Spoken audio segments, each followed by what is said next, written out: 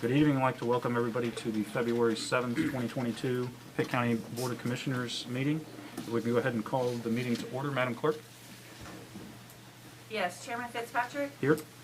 Vice Chairman Albright, Here. Commissioner Colson, Here. Commissioner Floyd Huggins, Here. Commissioner Perkins Williams, Here.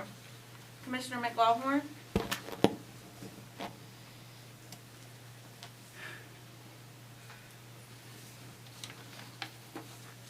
Commissioner McLaughlin,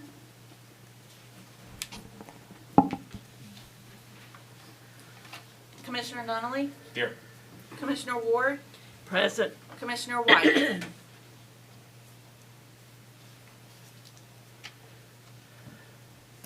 PIO, can you confirm that Commissioners McLaughlin and White are virtual?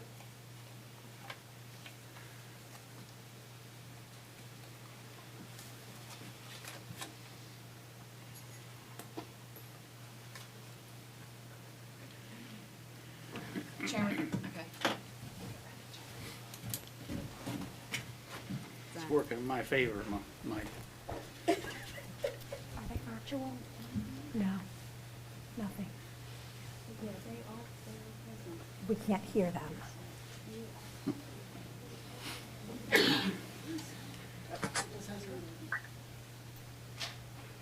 Commissioner White?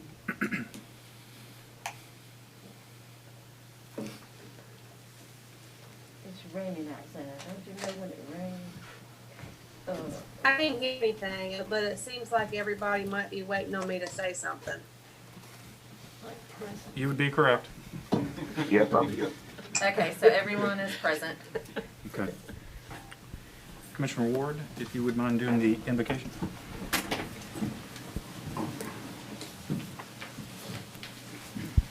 Our most gracious Heavenly Father, we ask for your guidance tonight, here and out in our world. Help protect the people who need you tonight, and please make it safe outside for people who are having to travel. Guide us tonight and help us to see the way. Amen. Let's face the flag, please. I pledge Allegiance to the flag of the United States of America and to the republic for which it stands, one nation, under God, indivisible, with liberty and justice for all.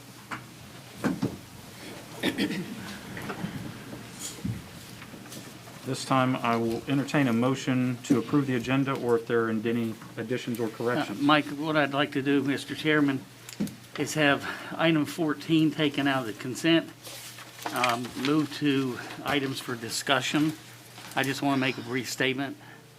Others probably don't agree with me, but I don't want to. If you leave it in there, then I got to vote against the entire agenda, consent agenda. It has been moved. Do we have a second? Second. It's been moved and properly second. Madam Clerk? Chairman Fitzpatrick, Yes. Vice Chairman Albright, Yes. Commissioner Colson, Yes. Commissioner Floyd Huggins, Yes. Commissioner Perkins Williams, Yes. Commissioner McLaughlin. So they're saying they can't hear anything. So they, Commissioner Nunley, Yes. Commissioner Ward, Yes. so White and McLaughlin can't hear us. Okay. How can we see them? Like, can they raise their hand, or we can't see them either? I believe they both called in, so I don't know that we can see them. I think at this point, we can count their vote with the majority, or the board can excuse them because they're unable to. I move that we excuse them. A second. Oh, there they are. It's gonna be strange. Commissioner McLaughlin, There's Lauren. Commissioner White, can you hear us? She's muted. She's got her muted. Somebody's got her muted. Commissioner White,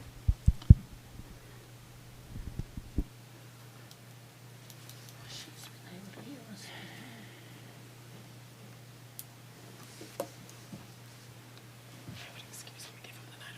Okay. I believe the excuse for Commissioner White and McLaughlin has been moved in second. Madam Clerk, if we could go ahead and make, Chairman Fitzpatrick, yes. Vice Chairman Albright. Yes. Commissioner Colson, Yes. Commissioner Floyd Huggins, Yes. Commissioner Perkins Williams. Yes. Commissioner Nunley, Yes. Commissioner Ward. Yes. Motion passes unanimously. Thank you.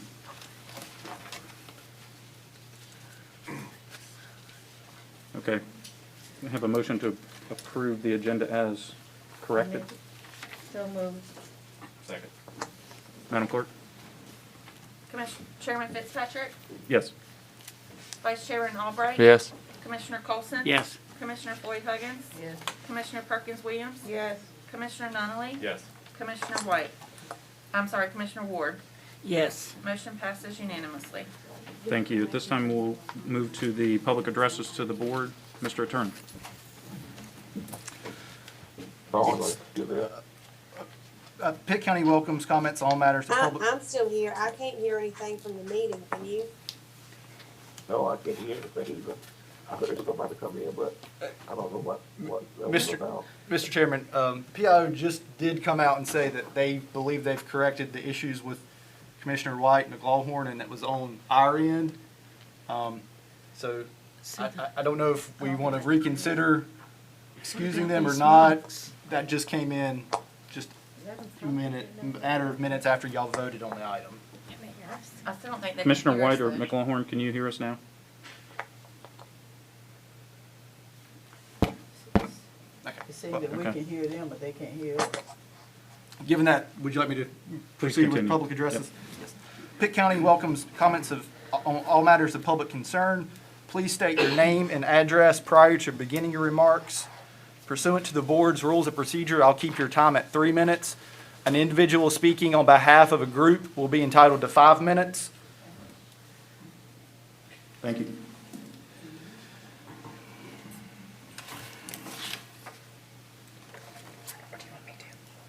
Mr. Cooper?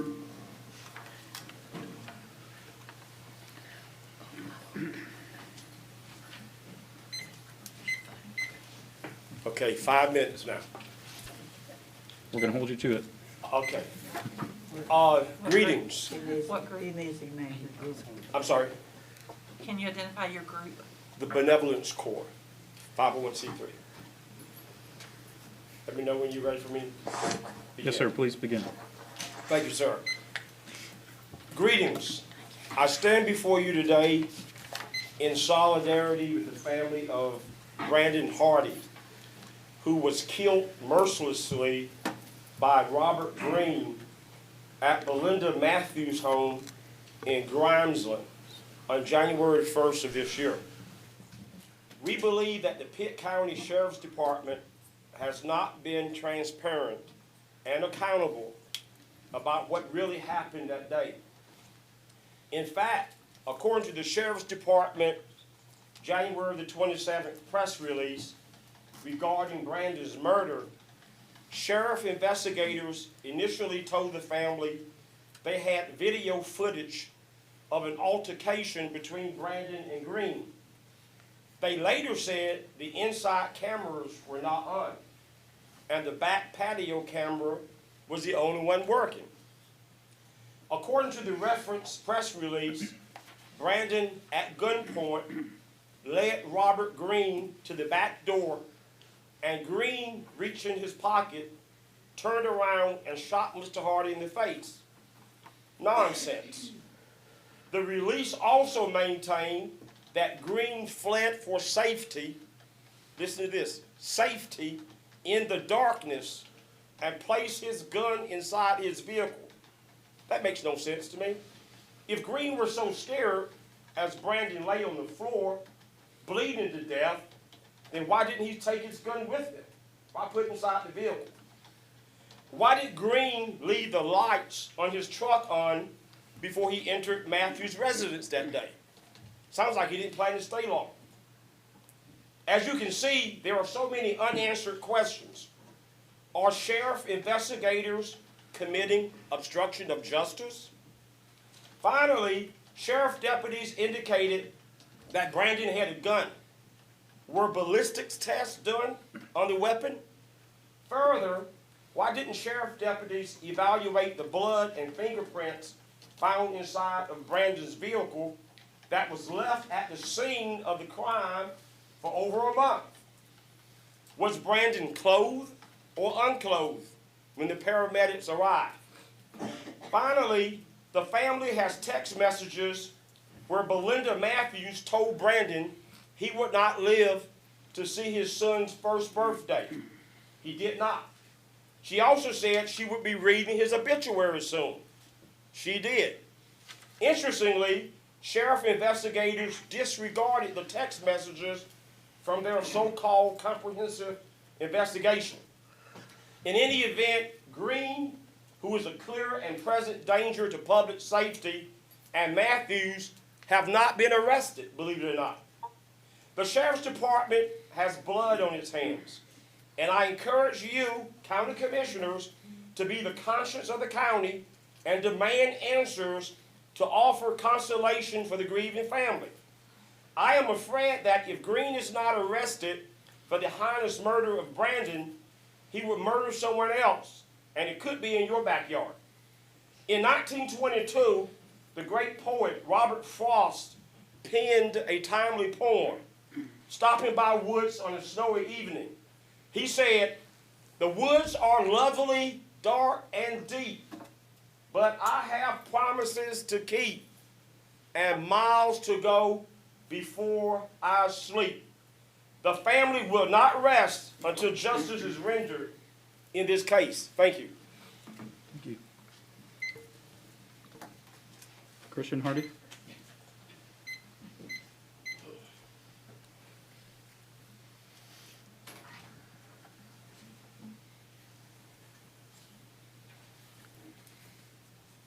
My name is Christian Hardy, 2800 Rockport Drive, Greenville, North Carolina.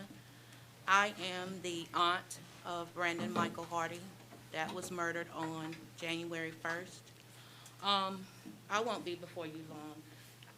I'm speaking on behalf of my sister and my family. We haven't grieved. We went straight in fighting for justice.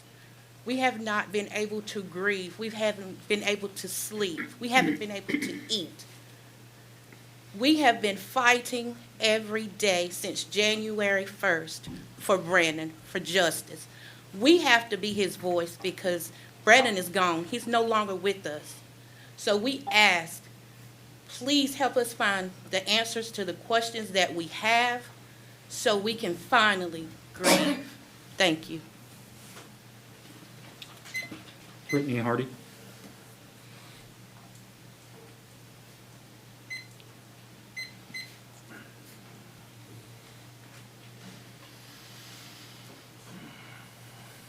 My name is Brittany Hardy. I am the sister of Brandon Hardy. My address is 1412 Joel Drive, Greenville, North Carolina, 27834. I won't be before you long either.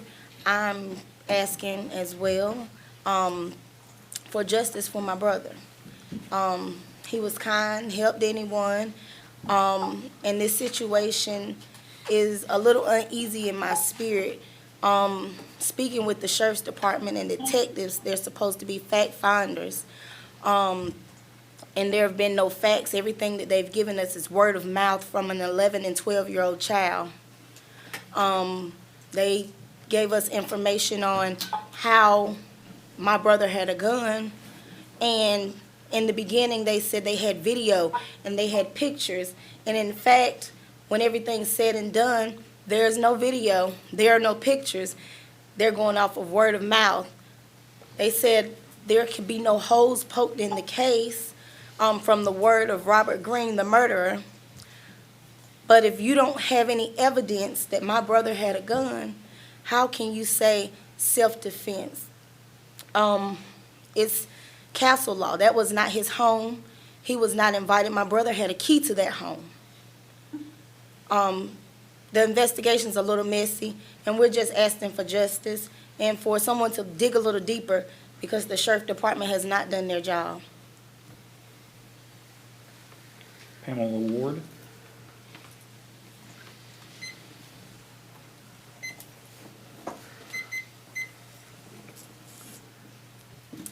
My name is Pamela Ward. My address is 502 Pine Street, Greenville, North Carolina, 27834.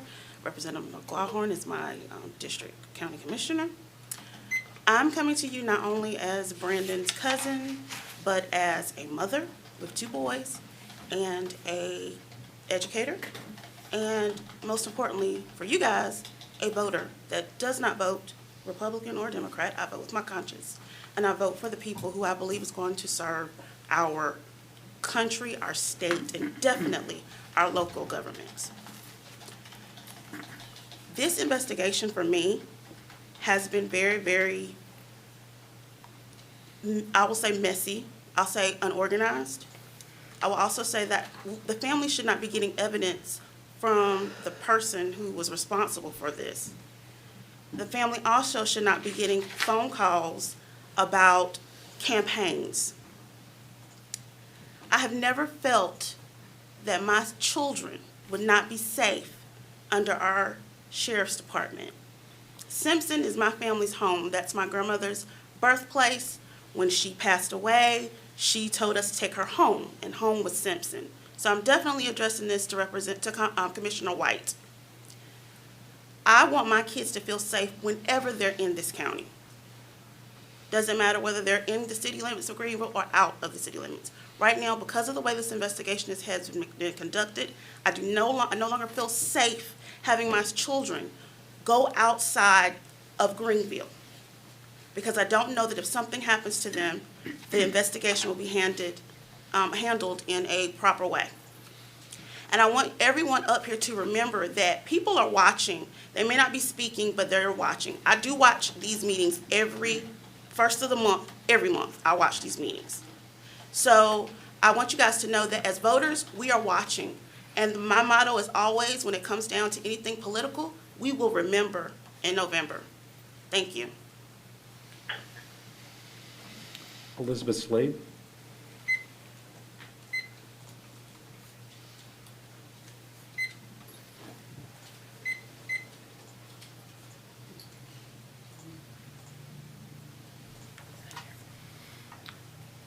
Princess Hassel, I believe.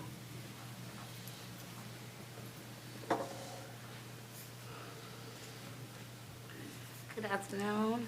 I was a close friend of the deceased Brandon Hardy, and I feel like an arrest should be made because they have numerous of evidence, numerous of text message that was received from, sent from the woman's phone, and I feel like the sheriffs need to get more on this job because the family hasn't grieved. And I think that justice hasn't been served because an arrest hasn't been made. They're walking around with no remorse, act like they don't have a care in the world, and this what Belinda's son is no longer. He left behind a 1-year-old son that has to grow up now without a father. And it's not right because they have the evidence to make an arrest, but they haven't done it yet. So please take this in consideration about this family. And that's all I have to say. Thank you. Thank you. Mike Brooks.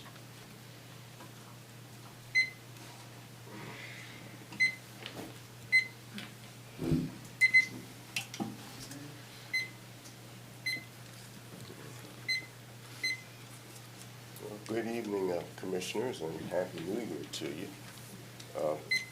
Again, my name is Mike Brooks, 2124 Prudhoe Bay Drive, Greenville, 27858.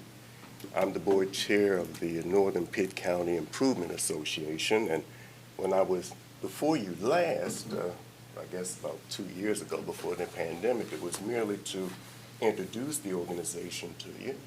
The quick reintroduction is that we're a group of citizens who are concerned about the welfare of our communities and our neighborhoods north of the Tar River.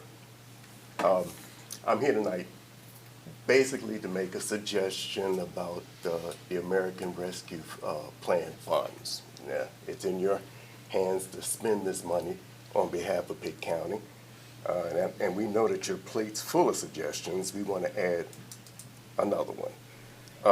And the goal of the suggestion really is to make some critical community-enhancing services more easily available for residents. Some services that we believe will meet some voids. Voids that existed before the pandemic and certainly became uglier after.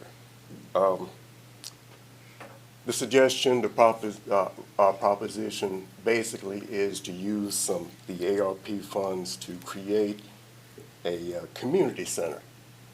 A center that can also be used as an emergency services hub. My fellow board members toured this facility, so it already exists. As a matter of fact, we've toured it several times. No new construction would be needed. It's already partially furnished, even already has paved parking. And to be more specific, the facility we're talking about, or the property we're talking about, is the Greenville Utilities Commission's Mumford Road property. There are two buildings of specific interest. One is an office building that's roughly 23,000 square feet. Offices and conference room space, lounging areas, that sort of thing. The second structure is the warehouse itself. It's roughly 32,000 square feet, if you can imagine the square footage of 2 football fields. It would need some repurposing. It's currently heated, but it would need to be insulated and air conditioned and maybe even partitioned to be even more community friendly.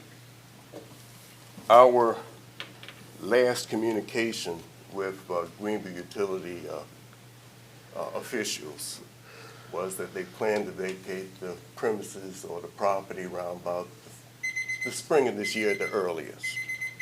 And by the way, they were very helpful in during the tours that we had, and we'd like to say that publicly. We appreciate it.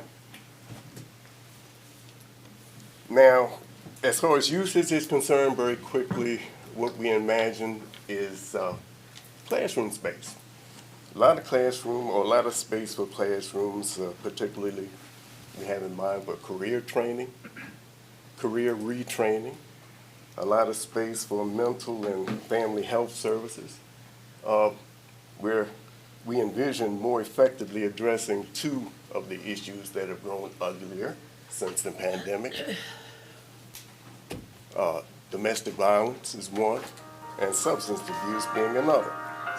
We also envision space for senior activities. There is no senior citizen center that we know about that's north of the Tar River. And in addition to all of that, there would be a public service or public safety aspect. The sheriff has expressed an interest in having an office at that location, I guess because of the proximity to the jails. Mr. Brooks? Yes. If you would not mind, I believe your time has expired. If you would Okay. mind All right. wrapping Well, up, please.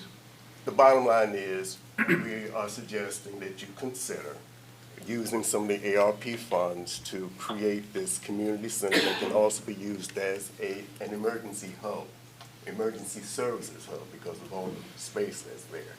And we stand as willing partners with the county as well as GUC to make such a thing happen. Thank you, Mr. Brooks. Stephen Hardy Braz, I believe.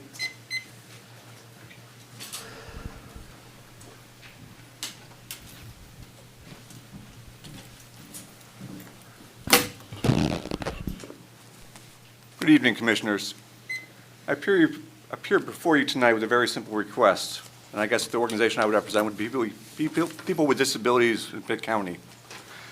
I'd like the federal civil rights of all people with disabilities in our county to be recognized. As a currently disabled person using a wheelchair for personal mobility, I encounter numerous barriers to independent movement and transportation every single day, barriers that should not legally still exist. As you may know, the Americans with Disabilities Act was passed in 1990, 32 years ago this summer. This federal law guaranteed the civil rights of people with disabilities the right to equal access. It built upon Section 504 of the 1974 Rehab Act, which mandated access to all programs receiving any federal funds. So legal mandates for equal access for people with disabilities is not a new concept. It has been federal law for nearly 50 years. Yet barriers still remain. Title II of the ADA required local governments, such as Pitt County, to develop a formal transition plan based upon a formal inventory by July 26, 1992, with all modifications completed by January 26, 1995. As a member of the county's Comprehensive Transportation Plan Steering Committee, I requested a copy of the county's inventory and plan previously. Neither were able to be located, nor was any documentation of these federal requirements ever even discussed by this body, I was told. But I was also informed formally by your legal attorney at the time that such an inventory and plan, if ever done, would have been disposed of after 2 years by state law or policy. Yet today, and every day, attempting to move about now via wheelchair remains a dangerous challenge, if even possible. Many existing sidewalks still lack simple curb ramps, even some right around this very building. Most county buildings still lack sidewalks connecting to the sidewalks upon nearby roadways, including 5th Street to get here, which means that it forces myself and other citizens with disabilities or people who are elderly into dangerously sharing roadways with very large, heavy, fast-moving motorized vehicles, oftentimes operated by drivers preoccupied with their telephones, smoking, eating, or all of the above. Just to get here up the roadway, you have to share it with cars. And some of these cars and trucks, their grills are at my head level. So I'm asking you to simply recognize the needs of citizens and visitors throughout our county, to all our county facilities for safe and equal accessibility, as federal civil rights require. Please locate the federally mandated inventory and transition plan, and if it doesn't exist from years ago, develop a current inventory and plan to ensure safe and equal access for all sidewalks, for all of our buildings, for sidewalks, crosswalks, ramps, etc., to all of Pitt County's government agencies, senior centers, parks, polling booths, etc. Thank you for your attention to this request.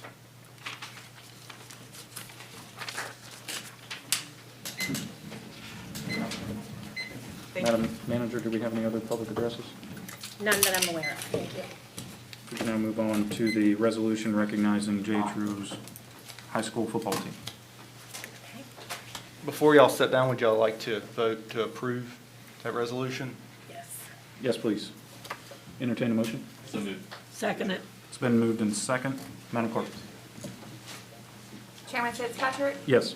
Vice Chairman Albright? Yes. Commissioner Colson? Yes. Commissioner Floyd Huggins? Yes. Commissioner Perkins Williams? Yes. Commissioner Nunley? Yes. Commissioner Ward? Yes. Do you want me to see if they can hear us now? Or are we just not I taking can their hear vote? you now, I'll vote yes. Oh, okay. We can hear you. We can hear you, yes. So we Okay. need to do a motion to allow them to unexcuse them, I suppose, because they've been excused for the. Do we have to bring them back to I life? think we do. We would, I so move. They had their chance. Second. yeah. Okay, it's been moved and properly second. Who seconded it? I'm I sorry. did. Okay. So Commissioners McLaughlin and White, they had excused you, so your vote was gonna go with the majority, but now they are unexcusing you, so since you can hear us now. So that's what this vote is for. Chairman Fitzpatrick? Yes. Vice Chairman Albright? Yes. Commissioner Colson? Yes. Commissioner Floyd Huggins? Yes. Commissioner Perkins Williams? Yes. Commissioner McLaughlin? Yes. Commissioner Nunley? Yes. Commissioner Ward? Yes. Commissioner White? Yes. Motion passes unanimously. Okay. Coach Bland, you want to come forward?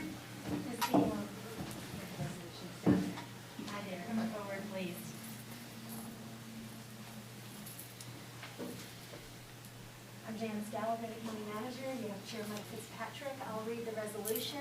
Coach Bland is the head coach of the JH Rose football team. I'll read the resolution for you, and then we will present it to you then.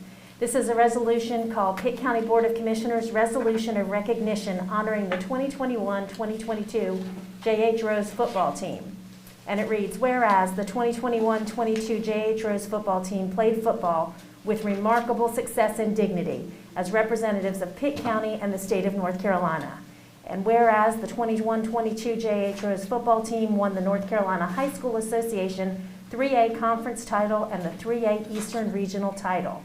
And whereas the players, coaches, and families of the 21-22 JH Rose football team deserve congratulations for their time, effort, and resources they committed to going all the way to the North Carolina High School Athletic Association Football State Championship.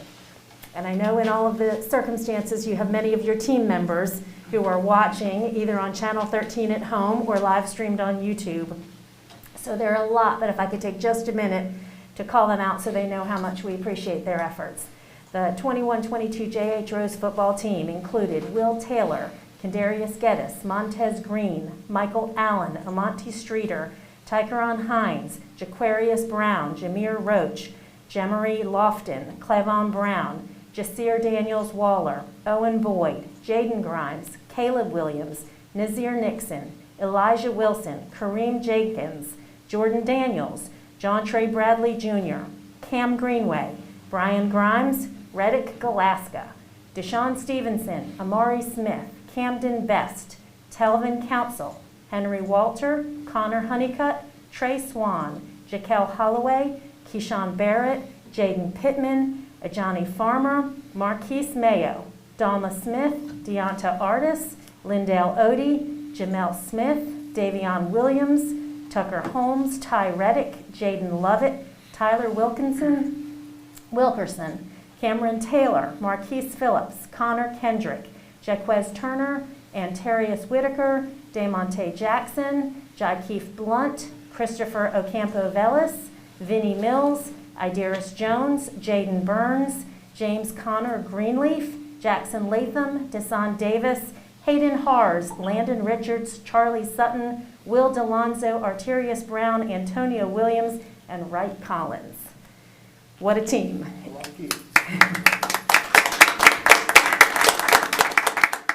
Just quickly, the 21-22 JH Rose football coaches.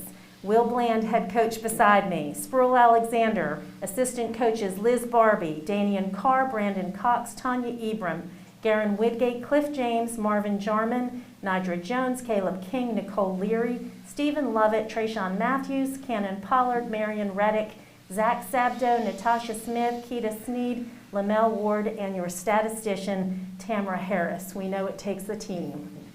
Now, therefore, be it resolved, the Pitt County Board of Commissioners does hereby recognize the outstanding achievements of the 2021-2022 JH Rose football team and congratulates the players, the coaches, and families for participating in the North Carolina High School Athletic Association Football State Championship adopted the 7th day of February 2022 by the Pitt County Board of Commissioners, signed by Mike Fitzpatrick and attested by the clerk, Kimberly W. Hines. We'll pass it to the chairman to present to you. Congratulations, Coach. Appreciate it. Outstanding season. Appreciate it. Keep up the good work.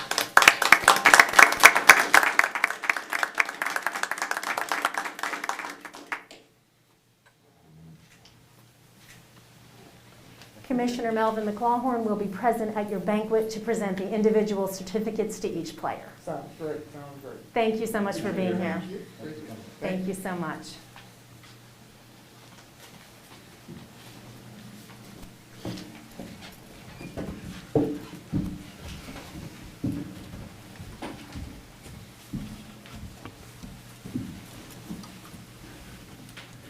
We can now move on to the items for report. Mr. Kroon?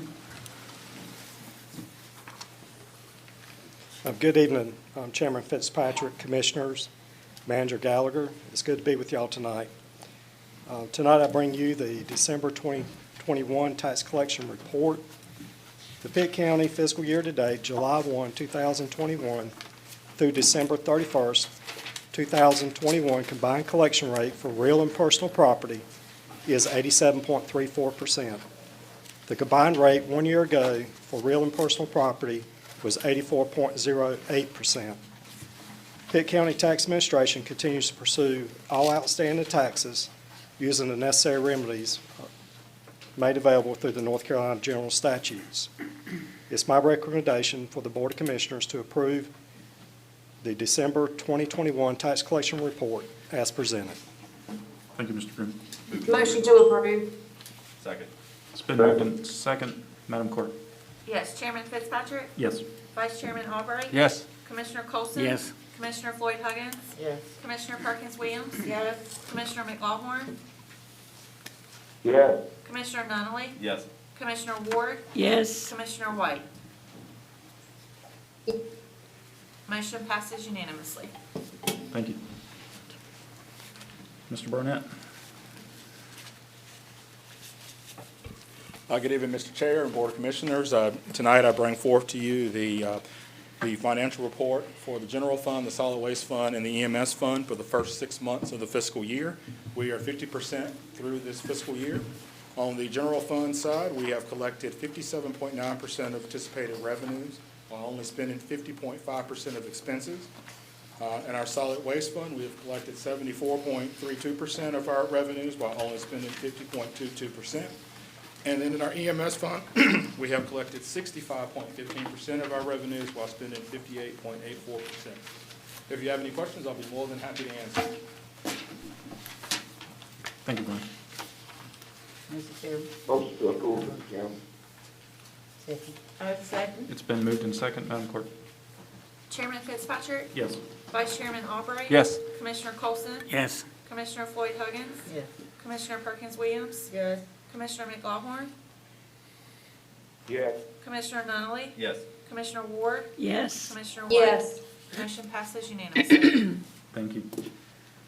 Mr. Groom, looks like you're up again.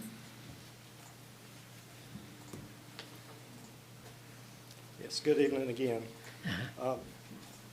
This is an item of report of unpaid taxes for the fiscal year 2021-2022 that are lien on real property. North Carolina General Statute 105-396A requires the tax collector to report to the Board of Commissioners annually on the first Monday in February the total amount of unpaid taxes for the current fiscal year that are liens on real property. This report includes data for the County of Pitt, the EMS district, and other special districts, and these municipalities: the town of Aden, the town of Bethel, the town of Grimesland, the village of Simpson, the town of Falkland, the town of Farmville, and the city of Greenville. A preliminary copy of the report was attached in your packet. Tonight, we're updating the final version of the report to update through February the 7th, 2022.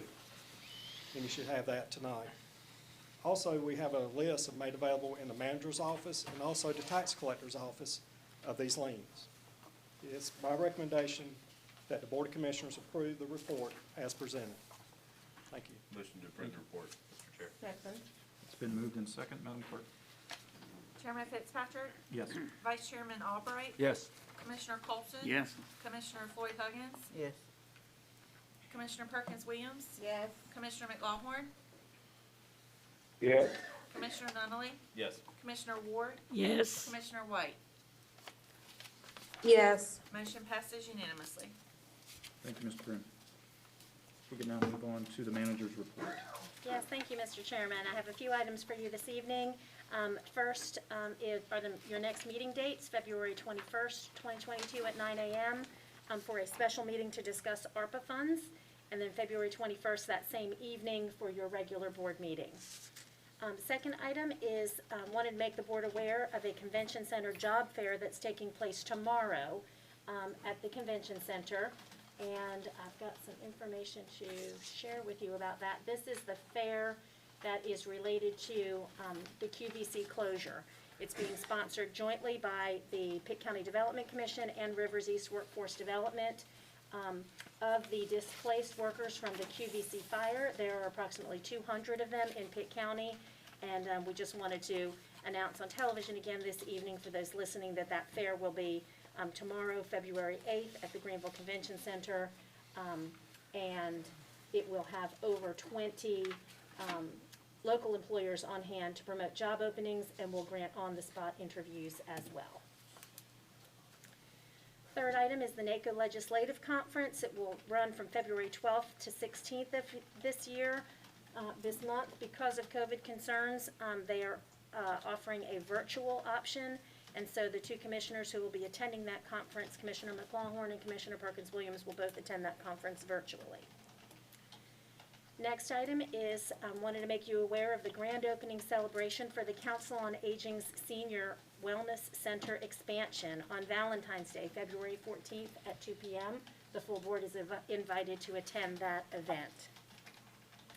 Next is an update on the Register of Deeds relocation.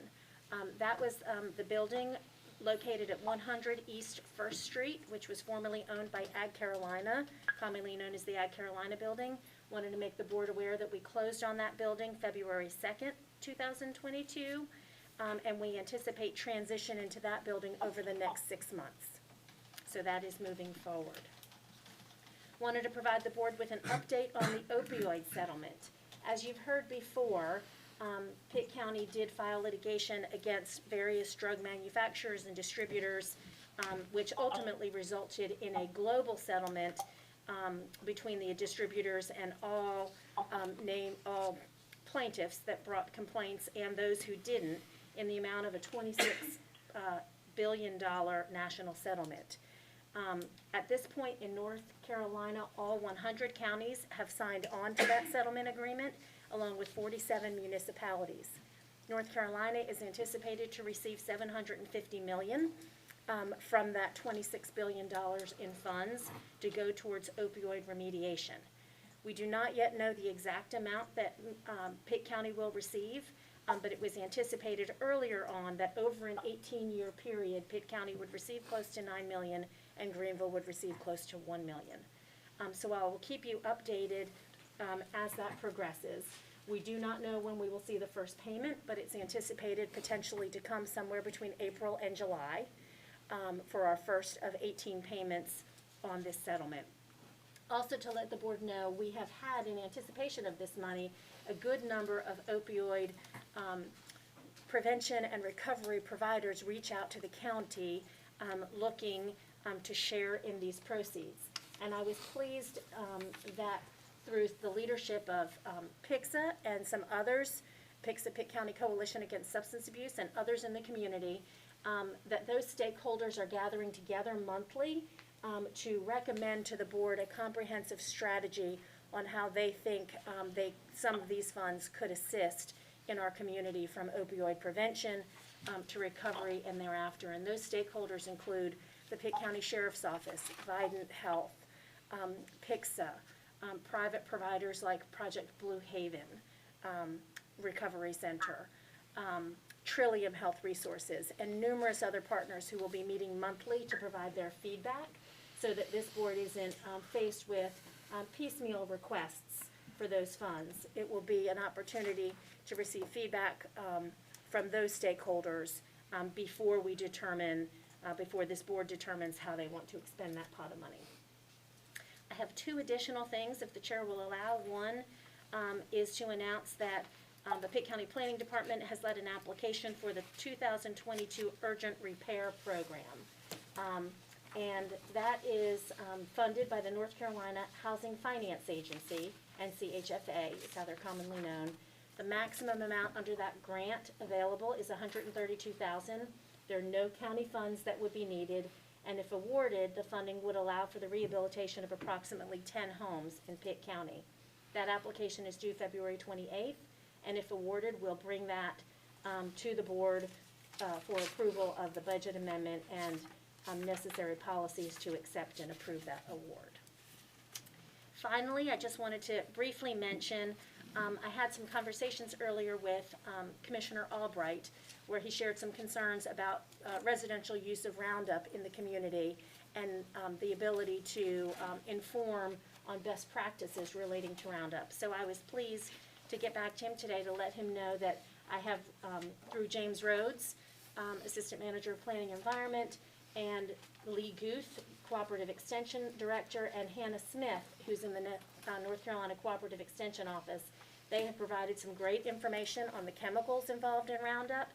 They currently provide instruction and classes to those in the landscape and agricultural professionals so that they may maintain pesticide licenses. That will continue. And in addition, they're going to work with James Rhodes to push out an educational campaign to our residential users of these chemicals to teach about best practices. My vision is that we'll work with Public Information Office and put together some videos that will help to educate the community, have written material, and push that out right before growing season starts. So I think our timing would be appropriate, just to raise some awareness. This is not an effort to limit or regulate or restrict the use in any way. At this point, it is purely an educational campaign to help citizens understand the best and most helpful and safest use of these chemicals. So I'm excited about that as we approach the spring. That's all that I have. Thank you, Madam Manager. This time we could move on to the items for consent. I move that we accept the items of consent as written, except for item 14 that was asked to be removed. Second. It's been moved and properly second, Madam Clerk.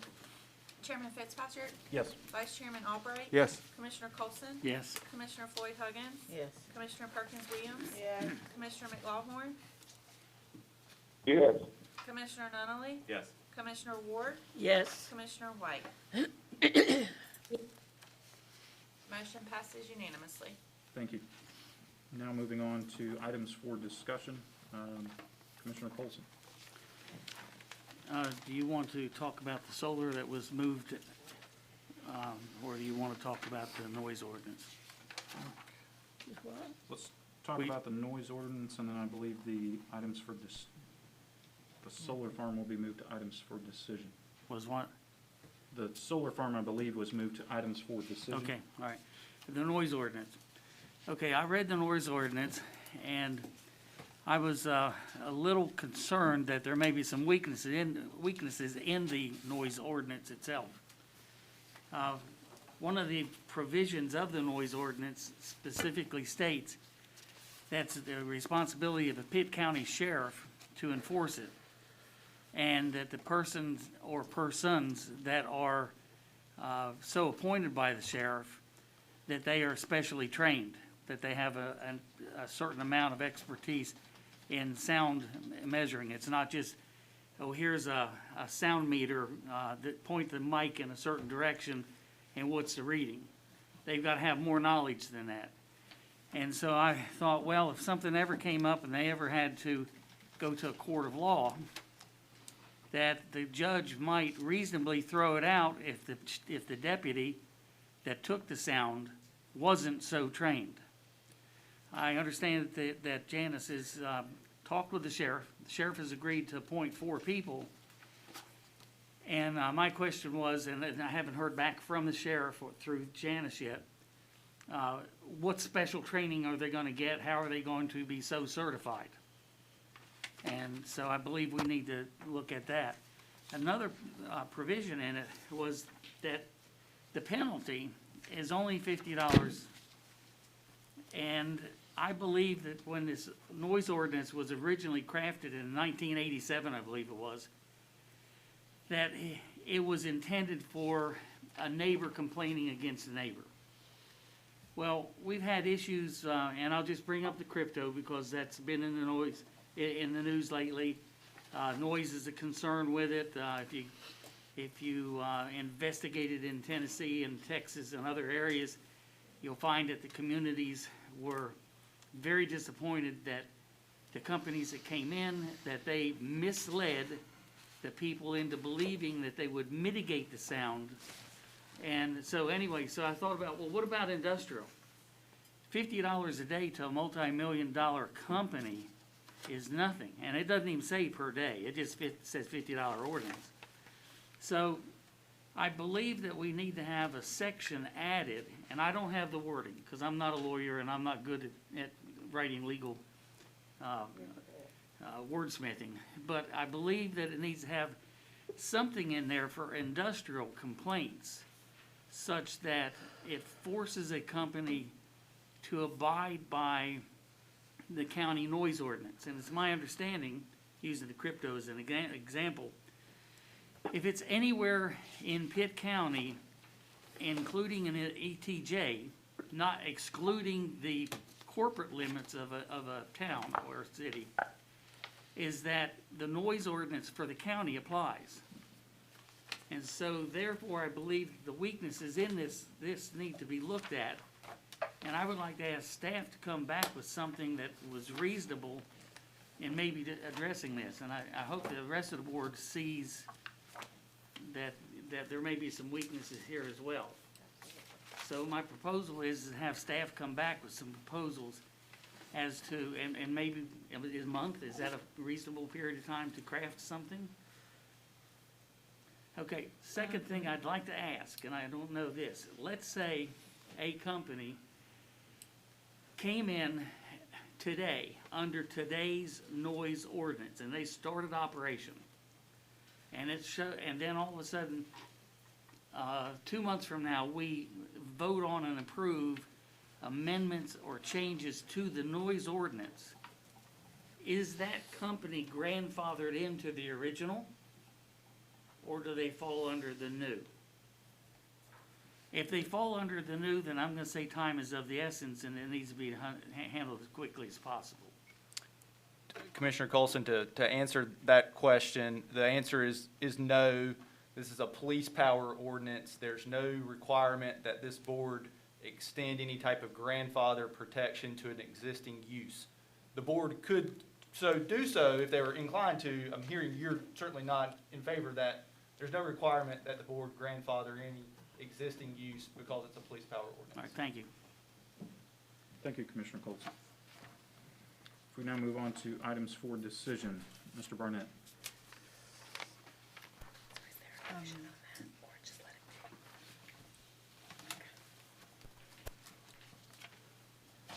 Good evening again. We have a wonderful opportunity. The state approved their budget back in November. As part of that budget package, they awarded some state capital infrastructure money, you may hear sometimes referred to as SCIF, to Pitt County. By definition, it is to Pitt County, but we serve primarily as the pass-through for several organizations. In order to receive the money properly, we must do a budget amendment, and what I have for you tonight is the budget amendment that will allow us to take the $350,000 that the state has awarded Pitt County. $250,000 of that will come to the county directly for capital needs. The remaining allotment of money will go to the Nathan R. Cobb Foundation for a pavilion project of $50,000. CARE Inc. will get $27,000 for a passenger van. Something to Somebody will get a van in the value of $32,000. Lost Sheep Resource Foundation will get $32,000, and the North Pitt County Improvement Association will receive $24,000 for HVAC improvements. The non-Pitt County projects were awarded by the state do pass through the county.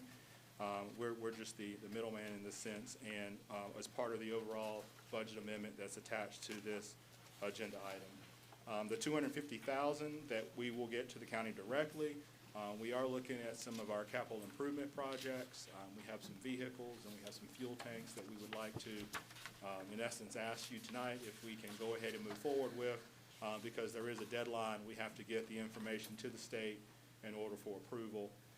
So asking tonight, I'm kind of asking you for two things. I'm asking you, one, for the budget amendment for $350,000 to allow us to accept the money, and then the $210,000 that is for Pitt County.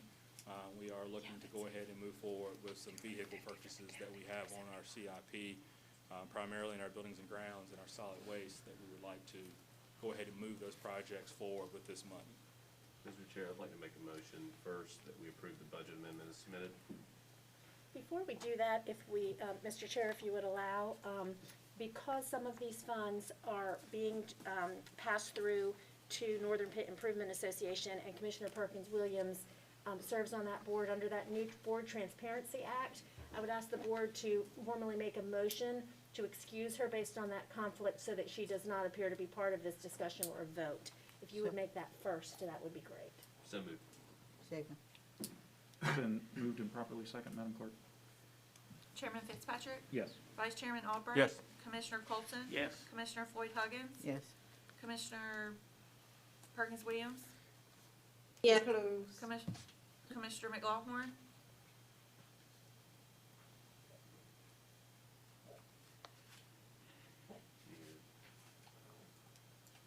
He's muted. Yes. Yes. Commissioner Nunley? Yes. Commissioner Ward? Yes. Commissioner White?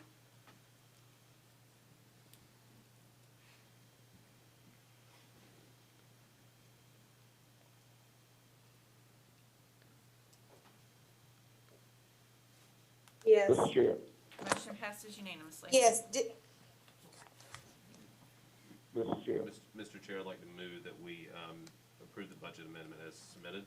Second it. It's been moved and properly second. Madam Clerk. Chairman Fitzpatrick? Yes.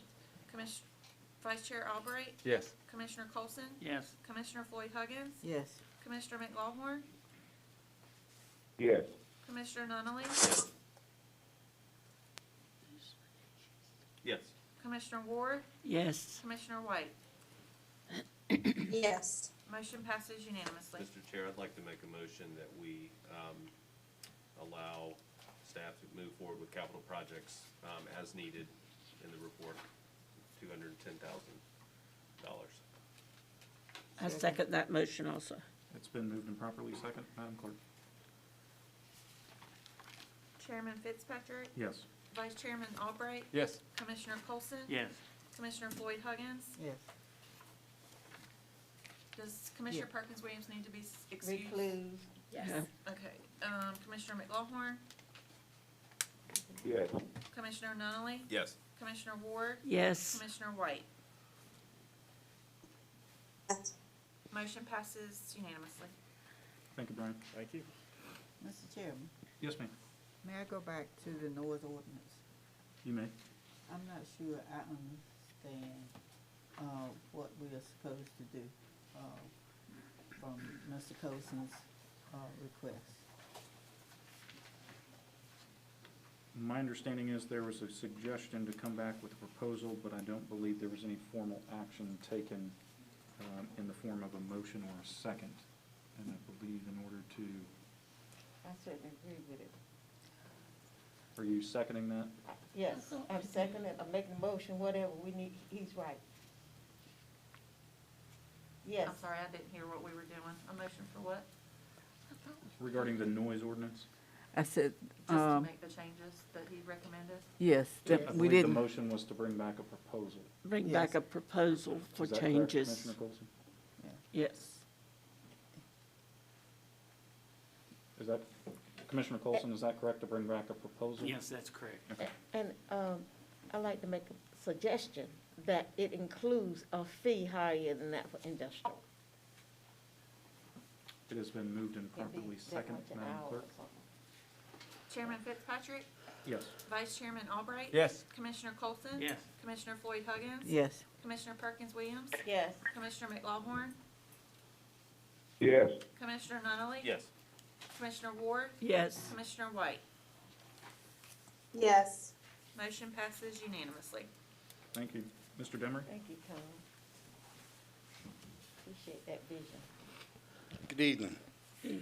Last month, the board, we held a public hearing in pursuant to General Statute 153A46 to amend the franchise agreement with C&D Landfill, which is located off of 264 near Packed Haulers.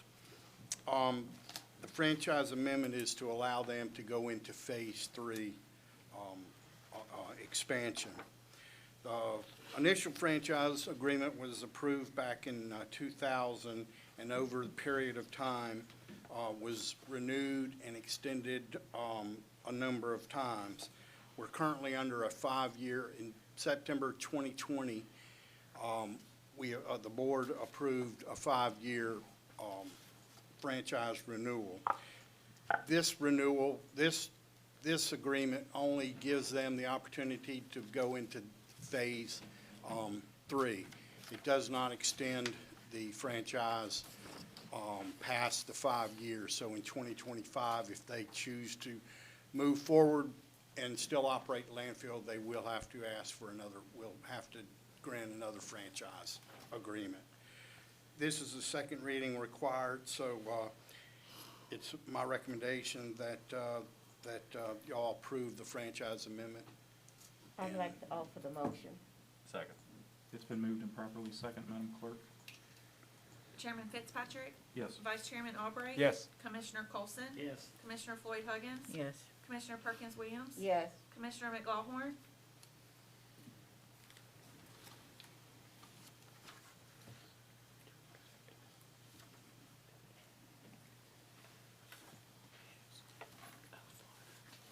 Commissioner McLaughlin? Yes. Commissioner Nunley? Yes. Commissioner Ward? Yes. Commissioner White? Yes. Motion passes unanimously. Thank you. Thank you. Next, Assistant Manager Hardy. Good evening, Mr. Chair and board members.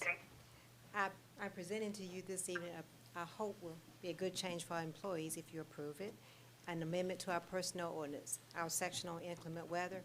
Currently, employees, if we have to close offices due to an emergency situation, must use their personal leave time to cover the day.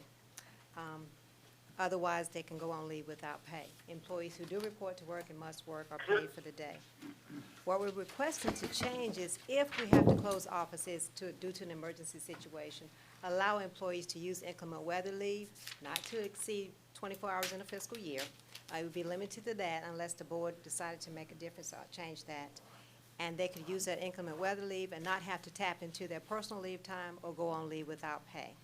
Employees who have to report to work for that day, in order to compensate them, they will be paid for the hours they work and up to 8 hours of inclement weather leave for that particular day.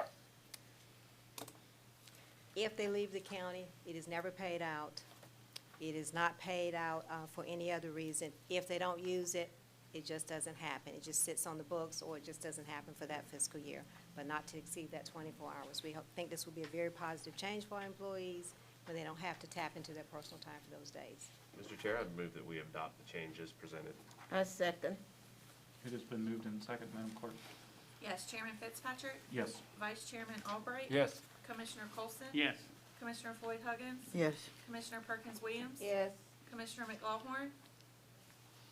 Yes. Commissioner Nunley? Yes. Commissioner Ward? Yes. Commissioner White? Yes. Motion passes unanimously. Thank you. Mr. Chairman, I'd like to just say that this is very important. I'm surprised that we did not have it, because it's absolutely necessary, particularly with public, buildings and county employees and that sort of thing. So thank you for promoting this, Florida. Good for the morale, too. Yes. Madam Manager. Yes, the next item is your COVID-19 vaccine policy. Last August, this board implemented a policy whereby those who were vaccinated for COVID-19 received a $250 payment or 16 hours of personal leave.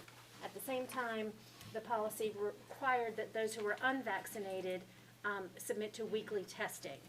For the reasons that are set forth in your agenda package, primarily the good news that we have 84% of our total workforce fully vaccinated. Only 184 employees of 1,136 remain unvaccinated. Current vaccinations have slowed down. It does not appear that the incentive policy is influencing those remaining unvaccinated employees. However, there is still some benefit to that policy in that it could encourage new hires who are coming on board to receive an incentive or to influence them to vaccinate, and will also provide that payment or leave time to a new employee who comes on board who is already vaccinated. I feel as if the weekly testing of asymptomatic individuals has become a burden to our current testing capacity. And as seen most prominently with this Omicron variant, in the time that it takes for somebody to be tested for their results to return, with the shortened CDC guideline on 5 days of isolation, they're back to work after 5 days before they even get their results back. And so we've also seen that it's less effective because we have had a good number of vaccinated employees testing positive for the Omicron variant in addition to those who are unvaccinated. So it's my opinion that the testing policy has lost its usefulness in the current situation. In speaking at a gender review with some commissioners, it was suggested that there's no harm in leaving the $250 vaccine incentive on the books for what limited purpose it may have, but to allow the testing, the weekly testing for the unvaccinated to sunset. I will also say for those who are weekly tested because they are unvaccinated, because of federal law, we're required to compensate them for their time off work and testing. That is a dissatisfier for those who are vaccinated because they don't get that same time off work to go weekly test. And so this will address those concerns among the workforce as well. Based on that information, I'm recommending to the board either that you, what's in your packet is that the entire policy sunset, but I would be equally as comfortable if you sunsetted the testing provision and left the vaccine incentive in place. Mr. Chairman, Yes, ma'am. I would like to move Like, that we make a sunset, motion. that, I would like to move that we sunset the weekly testing and keep the 250 on the books. Okay. Commissioner White, couldn't hear you. were you going to make the same motion? What was the motion? I couldn't hear it. I believe it was to keep the $250 incentive in place, but to sunset the testing Okay. requirement. But I believe at this point it has been moved and properly second. Yes. Madam Clerk? Chairman Fitzpatrick? Yes. Vice Chairman Albright? Yes. Commissioner Colson? Yes. Commissioner Floyd Huggins? Yes. Commissioner Perkins Williams? Yes. Commissioner McLaughlin? Yes. Commissioner Nunley? Yes. Commissioner Ward? Yes. Commissioner White? Yes. Motion passes unanimously. Madam Manager, it looks like you have the next item as well. Yes, the next 4 items are a series of appointments and reappointments. The first one is for the Juvenile Crime Prevention Council, and you have the information in your packet. It's being recommended to reappoint Ms. Jennifer Matthews, Mr. Jovan Thompson, Mr. Chris Vaverette, Ms. Kimberly Dupree Melvin, Ms. Marissa Price, Ms. Margaret Blackman, Mr. Mike Taylor, Ms. Desha Lane, Ms. Priscilla Pippins, Mr. James Tripp, and to appoint Dr. Augustine Fraser and Ms. Susan Hall to the Pitt County Juvenile Prevention Council. Mr. Chairman. Mr. Chairman, motion to approve. Second. It's been moved and second. Madam Clerk? Chairman Fitzpatrick? Yes. Yeah. Vice Chairman Albright? Yes. Commissioner Colson? Yes. Commissioner Floyd Huggins? Yes. Commissioner Perkins Williams? Yes. Commissioner McLaughlin? Yes. Commissioner Nunley? Yes. Commissioner Ward? Yes. Commissioner White? Yes. Motion passes unanimously. The next appointment before the board is to the Pitt County Human Relations Council, and that is recommended that you appoint Mayor Ricky Hines as the Town of Winterville representative, who will be filling the unexpired term for Tony Moore, who has resigned. Mr. Chairman, I move to approve. Second it. It's been moved and properly second. Madam Clerk? Chairman Fitzpatrick? Yes. Vice Chairman Albright? Yes. Commissioner Colson? No. Commissioner Floyd Huggins? Yes. Commissioner Perkins Williams? Yes. Commissioner McLaughlin? Yes. Commissioner Nunley? Yes. Yes. Commissioner Ward? Yes. Commissioner White? Yes. Motion passes 8-1. Your next appointment, Mr. Chairman, is to the Pitt County Community Schools and Recreation Advisory Council. You'll see the information in your packet at page 142. It's being recommended to reappoint Ms. Joanne Lee and Ms. Andrea Norris to the Pitt County Community Schools and Recreation Advisory Council. They're both eligible for reappointment. Mr. Chairman, I'd like to make a motion to reappoint Ms. Lee and Ms. Norris to the PC Community Schools and Recreation Council. Second. It's been moved and properly second. Madam Clerk? Chairman Fitzpatrick? Yes. Vice Chairman Albright? Yes. Commissioner Colson? Yes. Commissioner Floyd Huggins? Yes. Commissioner Perkins Williams? Yes. Commissioner McLaughlin? Yes. Commissioner Nunley? Yes. Commissioner Ward? Yes. Commissioner White? Yes. Motion passes unanimously. And the last set, Mr. Chairman, of appointments and reappointments are to the Fire District Commission. I'm not going to read out all of those names. They are contained on pages 149 through 151 of your packet. It is the time of year when everyone needs to be appointed or reappointed to your Fire District Commissions. If you want to take a look at those nominees, it's the recommended motion is to reappoint and appoint all of those members to the Fire District Commission as set forth in your packet. So moved. Second. It's been moved and properly second. Madam Clerk? Chairman Fitzpatrick? Yes. Vice Chairman Albright? Yes. Commissioner Colson? Yes. Commissioner Floyd Huggins? Yes. Commissioner Perkins Williams? Yes. Commissioner McLaughlin? Yes. Commissioner Nunley? Yes. Commissioner Ward? Yes. Commissioner White? Yes. Motion passes unanimously.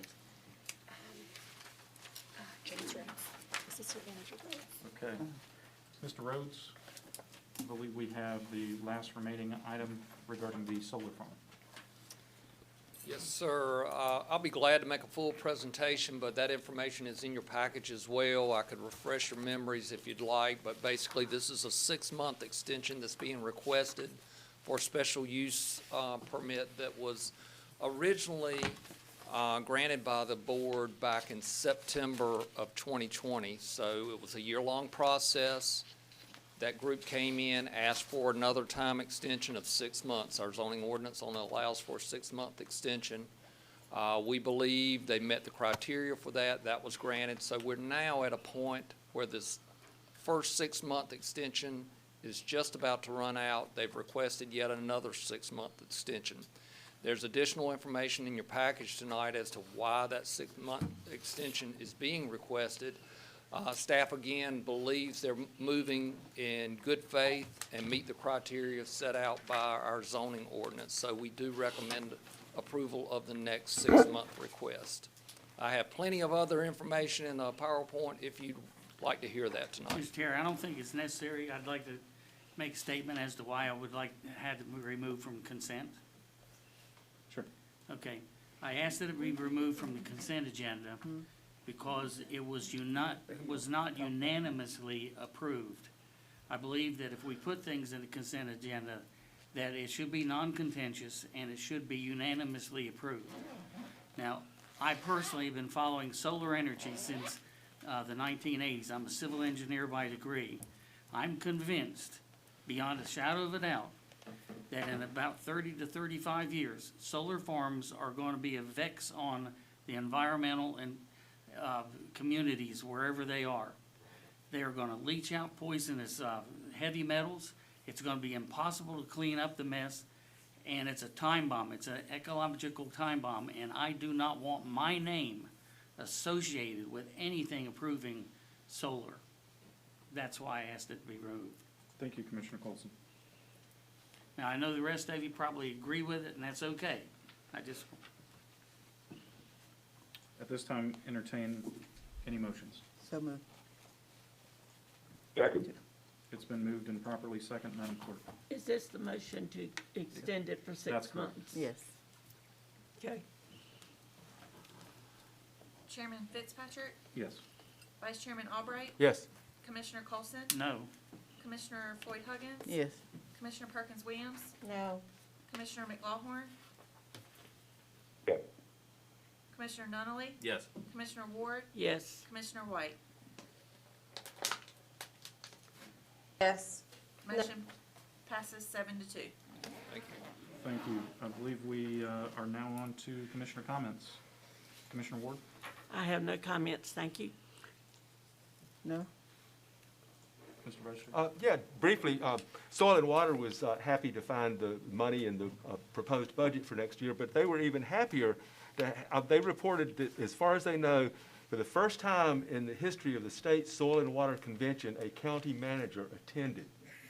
And that was our county manager. Yeah. And she was there to receive the Sutton Farms Award, I believe. And we will hear more about that, but I did want to, they were just all, they were all so thrilled that Pitt County had their manager there for that great event. And we'll hear more about, I think that event is coming up in spring, a more formal recognition of Steve and his family farm. But That's they- right. Thank you. I wouldn't have missed it. Thank you. Commissioner Nunley? No comment. Thank you. Commissioner Perkins Williams? No comment. Commissioner Colson? I gotta talk real slow or it's gonna cost me. No comment, that's private. Commissioner White? We'll get you for that one. No, no And comment. Commissioner McLaughlin? No comment. Okay, at this time, I'll entertain a motion to adjourn. So moved. I believe Ready. it's been moved and second. Madam Clerk? Chairman Fitzpatrick, No. Vice Chairman Albright, Yes. Commissioner Colson, Yes. Commissioner Floyd Huggins. Yes. Commissioner Perkins Williams. Talk about it though. Would that mean, yeah, yeah. Commissioner yeah. McLaughlin, Yes. Commissioner Nunley, Yes. Commissioner Ward, Yes. Commissioner White. Yes. Motion passes 8-1. Thank you very much. I hope everyone has a wonderful evening. Congratulations on a good meeting. I can't believe Mary did this.